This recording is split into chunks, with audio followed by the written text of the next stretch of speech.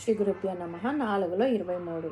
ఓం గత సంగస్య ముక్తస్య జ్ఞానావస్థితచేతసః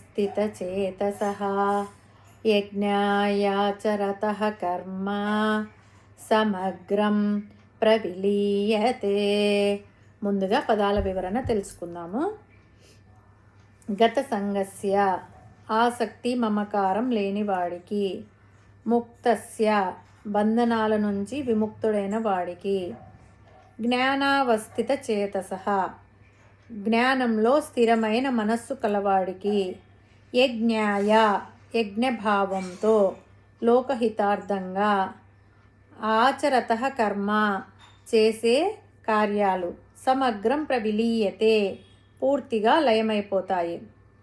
పరమాత్మ ఏమంటున్నాడంటే, తాను చేసే కర్మల యందు సంగం అంటే ఆసక్తి వదిలినవాడు, ప్రాపంచిక విషయంలో యందు కోరికలను వదిలిపెట్టినవాడు, ఆత్మజ్ఞానమందు మనస్సును నిలిపినవాడు, అన్ని కర్మలను న్యాయంగా ధర్మంగా ఒక యజ్ఞం చేసినట్టు సమాజ శ్రేయస్సు కొరకే చేసేవాడు. అటువంటి వాడు ఏ పని చేసినా ఆ కర్మఫలము అతనికి అంటదు. ఈ శ్లోకంలో సంగము, ముక్తస్య, జ్ఞానము, యజ్ఞము అనే పదాలు వాడబడ్డాయి. సంగము అంటే అటాచ్మెంట్, ఒక మనిషితో కానీ, తాను చేసే పనితో కానీ, దాని మీద వచ్చే ఫలముతో కానీ అపరిమితంగా అనుబంధం పెంచుకోవడం. ఏ కర్మ చేసినా ఆ కర్మను ఏదైనా ఫలితం కోరి చేస్తేనే అది బంధనం కలిగిస్తుంది, మరొక జన్మకు కారణం అవుతుంది. అందుకని సంగరహితంగా అంటే అటాచ్మెంట్ లేకుండా కర్మలు చేస్తే అది అతని ముక్తికి దోహదం చేస్తుంది. ఈ శ్లోకంలో జ్ఞానావస్థిత చేతసః అని చెప్పాడు.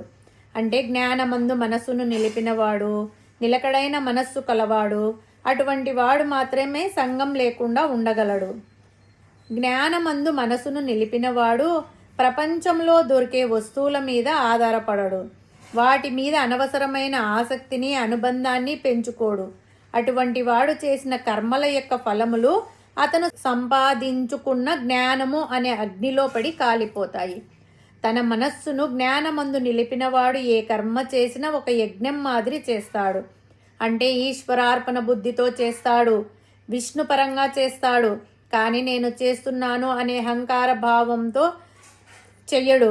ఆ కారణం చేత అటువంటి సాధకుడు చేసే కర్మలన్నీ పరమాత్మలో లీనమైపోతాయి, కానీ అతనిని బంధించవు. మరి మనం చేసే పుణ్యకర్మలు, పాపకర్మలు అన్నీ పరమాత్మలో లీనమైతే అవి పరమాత్మను బంధించవా అనే సందేహం రావచ్చు. పరమాత్మ బంధనాలకు అతీతుడు, గుణాతీతుడు. ఆయనకు ఏ బంధనములు అంటవో అని ఇదివరకే తెలుసుకున్నాము. కాబట్టి కర్మఫలంలో నశించిపోవాలంటే జ్ఞానము అత్యావశ్యకము అని చెప్పాడు పరమాత్మ. ఆత్మవిద్య గురించి సాధన చేసే వారికి, భక్తులకు ఇది చాలా ఊరటనిస్తుంది. ఎందుకంటే ఎవ్వరూ కోరుకున్న ఈ కర్మల నుండి, సంసార బంధనముల నుండి బయటపడి మోక్ష మార్గంలో ప్రయాణం చేయడమే కదా. అట్టి మహోన్నత స్థితి ఏ ప్రకారం కలుగుతుందో ఈ శ్లోకమున నిరూపించబడింది.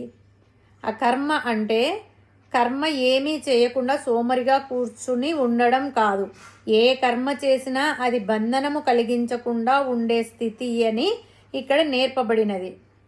ప్రవిలీయంతే అంటే లీయతే అని కానీ, విలీయతే అని కానీ చెప్పక ప్రవిలీయంతే అని చెప్పడం వలన వారి కర్మ కొంచెము కూడా శేషము మిగిల్చక పూర్తిగా నశించిపోవునని అర్థం.